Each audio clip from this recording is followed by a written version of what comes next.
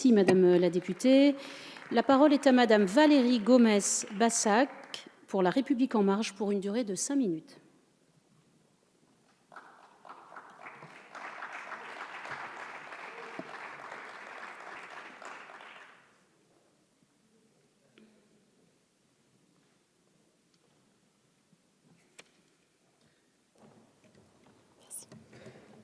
Merci Madame la Présidente, Madame la Ministre, Monsieur le rapporteur, Mesdames et Messieurs les députés, chers collègues.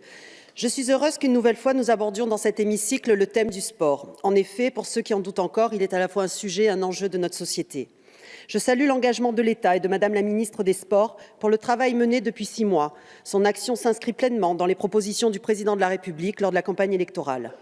Outre le sport de haut niveau, il est plus que jamais nécessaire pour notre cohésion sociale de promouvoir le sport pour tous. En ce sens, les Jeux olympiques 2024 seront l'occasion pour nos athlètes français de briller sur la scène internationale, mais aussi de briller dans les yeux de nos enfants en leur insufflant, si ce n'est une nouvelle passion, tout au moins un intérêt certain pour les disciplines encore peu connues. Un État qui s'engage pour le sport et qui soutient ses acteurs.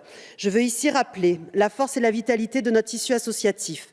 Contrairement à ce que certains aiment à le dire, le gouvernement et la majorité n'abandonnent pas les associations.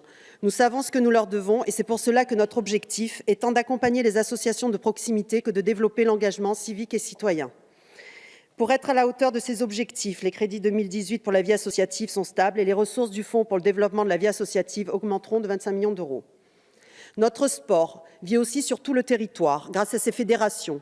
Comptez sur l'État pour les soutenir. 3 millions d'euros supplémentaires pour les conventions d'objectifs pluriannuels, mise à disposition d'agents du ministère des Sports et bien d'autres actions. C'est en partenariat avec les fédérations que nous pourrons promouvoir la pratique sportive.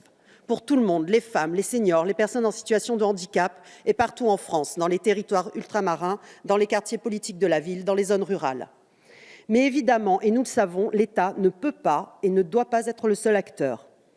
Je n'adhère pas à cette caricature, je cite le rapport, ces fédérations qui brassent des sommes d'argent très importantes. Le sport en France, ce n'est pas que le football. Et encore, nous pourrons y revenir, la situation économique du football français n'est pas des meilleures. Ce que je retiens, c'est l'importance du sport professionnel pour le sport en général. Reprenons l'exemple du football. Pour la saison 2012-2013, le football professionnel a entrepris plus de 950 opérations pour valoriser le football amateur. Ce sont 3 500 clubs touchés, 700 opérations avec des joueurs professionnels.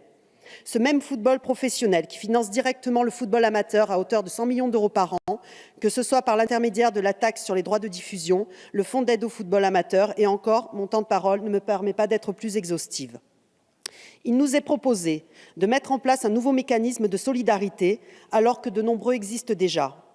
Loin de moi l'idée de dire qu'ils sont tous parfaits, mais commençons par améliorer les outils existants avant d'en accumuler d'autres, d'autant plus une taxe de 5%.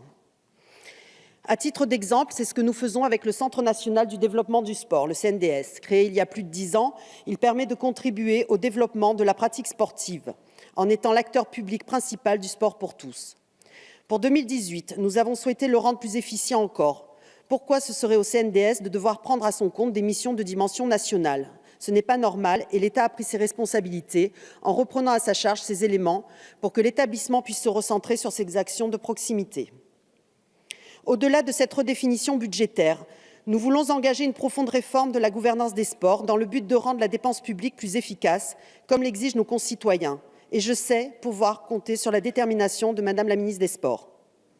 Vous l'aurez compris, mes chers collègues, des mécanismes de solidarité existent déjà et cette taxe n'est en l'état pas pertinente. Mais, Monsieur Zumkeller, laissez-moi vous dire que votre proposition, aussi entendable soit-elle, pêche sur de nombreux points. En plus de créer un effet d'aubaine, car oui, le taux se déclenchant à partir d'un certain montant, il y aura de fait un effet d'aubaine avec des transferts en dessous du seuil, ce montant que vous ne fixez pas et que vous laissez à l'appréciation du Conseil d'État. Une autre incertitude subsiste. Pour vous paraphraser, vous appelez de vos vœux une réduction des prélèvements sur les salaires, réduction qui viendrait compenser la taxe. Or, votre confiance est fort sympathique, mais rien en l'état ne viendrait répondre à votre appel. Pour finir, et je cite encore, les montants astronomiques des indemnités de transfert de certains sportifs professionnels. Or, pour quelques joueurs, vous proposez une taxe de 5% qui impacterait tous les clubs sportifs. Mes chers collègues, Monsieur Zumkeller, le diagnostic que vous posez n'est pas faux, mais vous n'apportez pas la bonne solution. Il faudra se saisir plus largement de la question en élevant le débat à l'organisation du financement du sport amateur, au lien entre fédérations nationales et clubs. Je finirai mon intervention citant encore une fois votre rapport. Le rapporteur a bien conscience du fait que c'est à l'échelle européenne que ce problème trouvera une solution. Je suis tout à fait d'accord avec vous. Cette taxe nuira à coup sûr à la compétitivité des clubs français déjà mis à mal. Donc si la France doit être à l'initiative, elle ne peut pas et ne doit pas avancer seule, sans ses partenaires européens et encore moins sans associer les peuples. Ce processus de co-construction et de consultation est au cœur de notre projet et c'est le sens de notre action. Je vous remercie. Merci, Madame la